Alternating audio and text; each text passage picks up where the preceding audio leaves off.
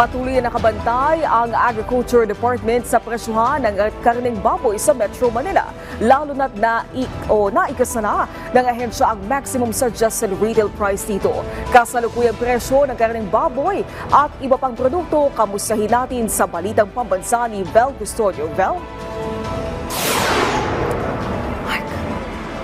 Naomi, patuloy pa rin ang implementasyon ng maximum suggested retail price sa karneng baboy sa Metro Manila. Ayon sa Department of Agriculture, bagamat hindi pa saklaw ang mga supermarket dito sa maximum suggested retail price, ay pinag-aaralan na rin nila kung paano papababain ang presyo ng karneng baboy sa supermarket. Sa ipinatupad na pork MSRP, 360 pesos sa MSRP para sa kasim at 380 sa lempo. Kung magsimula na magsibabaan sa ilang palengke dahil sa pork MSRP, inaasahang bababa na rin ang presyo ng baboy sa iba pa bunsod ng market forces. Bagamat hindi pa gaanong naghihigpit ang Department of Agriculture sa bagong implementasyon ng pork MSRP, pinag-aaralan na ang legal department kung anong isasampa sa mga lalabag dito. Magkakaroon ng monthly evaluation para sa pork MSRP. Mababa naman ang presyo ng lahat ng gulay dito sa Mega Q-Mart.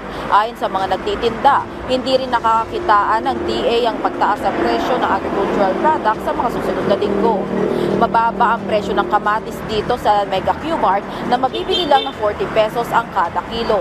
Ganon din sa sibuyas na mabibili ng 80 pesos at ang white onion na hindi naman tataas ng 100 pesos para sa red onion. Ayon sa Department of Agriculture, stable ang supply at demand ng produktong agrikultura.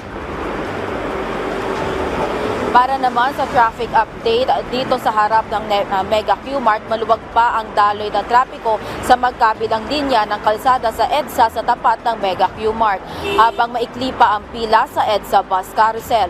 Para naman sa numbers coding scheme ng mga sasakyan, bawal muna bumiyahe ang mga sasakyang may plakang nagtatapos sa 5 at 6. Mula sa People's Television Network, Vel Custodio, Balitang Pambansa.